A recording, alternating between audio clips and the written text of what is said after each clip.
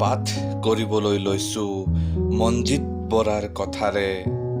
কেনে আছা তুমি? কেনে আছা তুমি?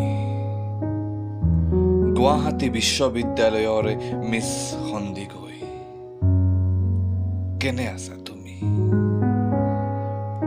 আজি বহুদিন হ'ল তোমাক লগ নোপোৱা। কেনে আছা তুমি? যান্ত্ৰিকতাবোৰৰ মাজত সোমাই যোৱাৰ পাছৰ পৰা আমি লগেই নোপোৱা হলো। আচ্ছা আহিবাচোন আজি আবেলি পল্টন বজাৰলৈ, দুয়ো একেলগে ৰেষ্টুৰেণ্টত বহি একাপ কফি খাবলৈ। এই যে দীঘলী পুখুৰীৰ পাৰত বহি মৰা আড্ডাবোৰ তোমাৰ বাৰু মনত পৰেনে? যান্ত্ৰিকতাবোৰৰ মাজত সোমাই যোৱাৰ পাছত সকলো নোহোৱাই হৈ গ'ল। এৰা, এয়াইতো জীৱন।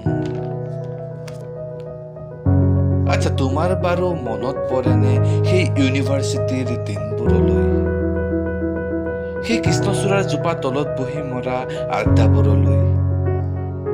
এৰা, আজি বহু বছৰেই হ'ল আমি লগ নোহোৱা। কেনে আছা তুমি? এই যে ব্যস্ততাপূৰ্ণ জীৱনত সোমাই যোৱাৰ পাছত